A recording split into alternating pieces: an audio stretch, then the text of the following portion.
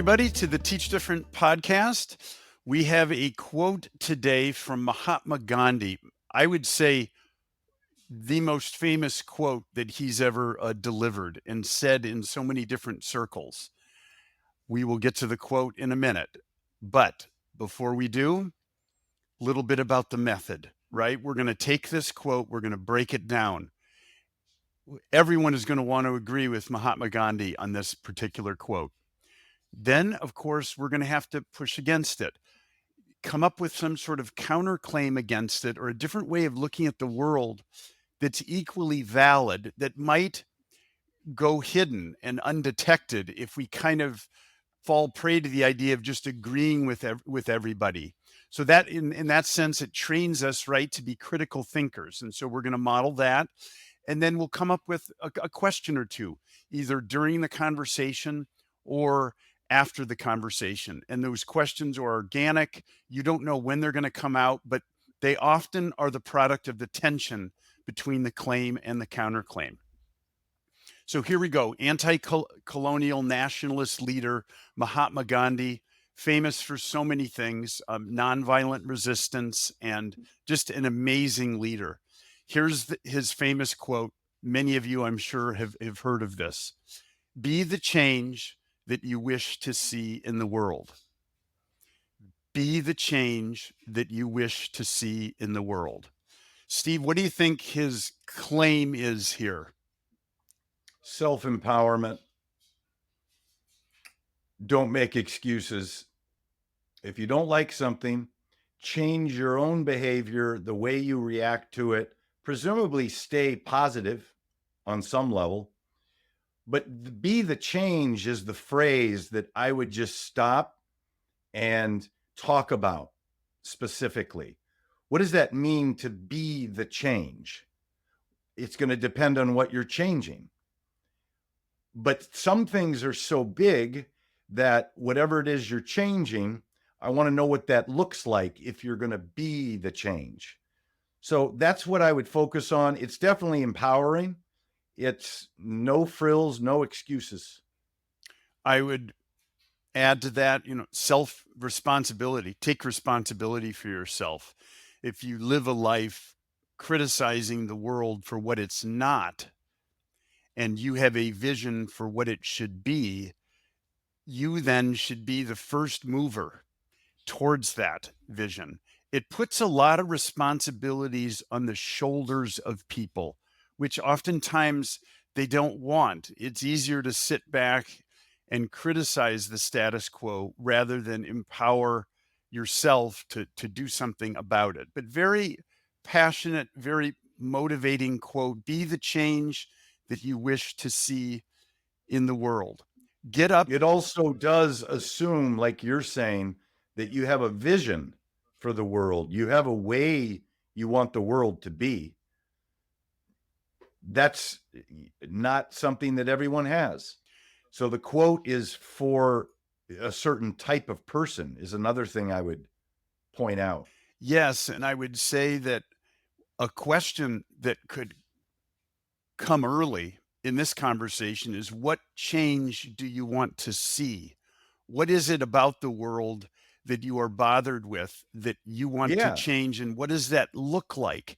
And that's then good. maybe move into more of the claim of, all right, how would you act differently tomorrow morning if you want to put that change into reality? This would be a good, like with students or adults, this is going to work well.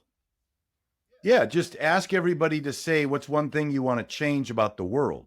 Start with that and then get into the quote. That's really good, actually. A nice way to start with an essential question. We haven't done that too often, using that format where you just kind of you put a question out there and that frames the conversation. I like that.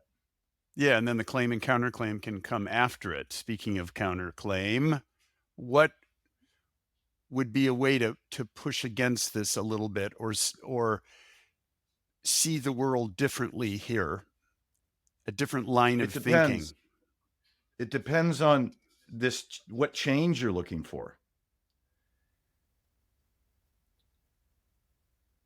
'Cause, is it possible to be the change in a system that's so bad that if you are going to try to change it, you're going to put yourself out there in jeopardy and you're risking a lot by doing that? Because what good is it if the system just devours you and, you know, you tried, but you weren't effective because you tried to model the vision too early, and maybe it was too early for people that the counterclaim maybe could be something like, you need to think of change as something gradual.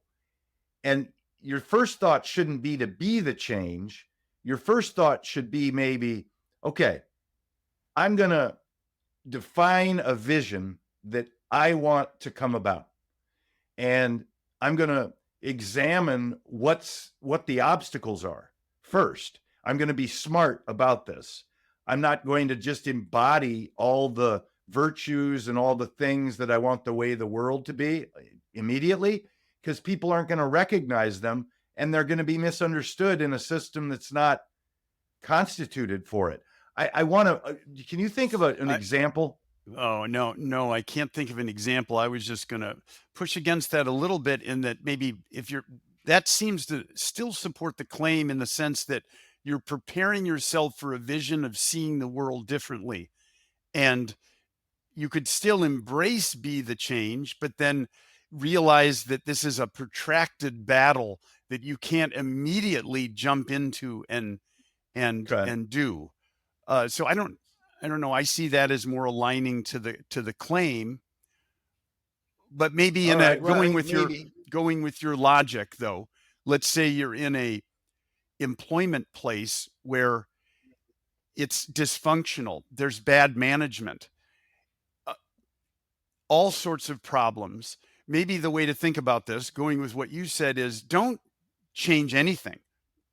Let let the system unravel and show its ineptitude first. Let it destroy itself, and then maybe pick up more on the spirit Yeah, of that's a be the counterclaim. change. That's a, yeah. Sometimes that is a way to handle things. I mean, it sounds like you're resigned and you're making things worse by not doing something. But if you see its flaws, sometimes when it destroys itself, it's easier to build something else back up. I thought of another like specific example from a school where you could say this may be a counterclaim.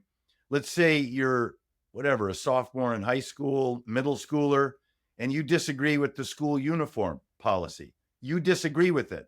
You think it's hampering your self expression. So, if you're going to be the change you wish to see in the world, you might wake up and just say, I'm going to wear whatever I want. I'm going to show these people what this school could look like if everybody wore what they really wanted to wear. And I'm going to be the change. Okay. What's going to happen is you're going to get detentions, you're going to get in trouble, you're going to get punished, whatever. They might not even let you in the school, you know, because that was too quick. Maybe you should have maybe had a conversation with the principal first, or went and talked to student council about bringing this change up in a more formal setting, kind of working within the system. And that would have been a better way to do it. But then you could argue that being the change is actively working within the system to change it. So, you know, I'm just saying, Or going if you against get it, too or going against the self-empowered, system, yeah, or getting kicked out of the school is a necessary step towards the change. So now here's where another essential question is coming out here. How do I know when the change I make is at the right time to get my desired outcome? when's the right time to quote, be the change and really take it upon yourself to maybe, like you're saying, get ostracized and get put outside the system. You might have to be a sacrificial, Right. Person. you know, person, but that serves as a model and that can inspire others. Think of Nelson Mandela. You know, he knew he was breaking the law and he spent 26 years in prison and inspired generations. So I guess what we're saying here is that be the change that you wish to see in the world. If you are going to assume this responsibility of being a change agent, you have to do it at the right time. There has to be discernment as to when to do it, how to do it. It's not just embracing the responsibility, it's knowing when to use it. And that's leadership right there, I think. Yeah, and you can be about change working behind the scenes. It's not as if it has to happen the next day. So I think there is a balance to this. If the timing is not right to put yourself out there and wear what you want to school, then there are some steps you can take to make the timing better after, for instance, you get a parent group to agree with you and you get the student council to agree with you. And then you go in to the principal. And if they say no again, maybe it's time for a demonstration. Right. And so it's yeah, timing and speed are the two variables in this strategy. that you have to integrate to make this work. Good. Well, this was great. We started with an essential question, what is the change you want to see in the world? And then we got to some other ones later.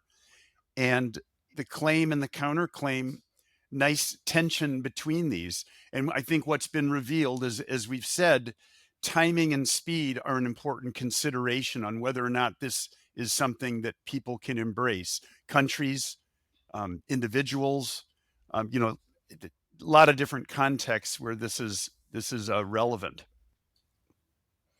All right. Well, thanks everybody. Looking forward to our next quote using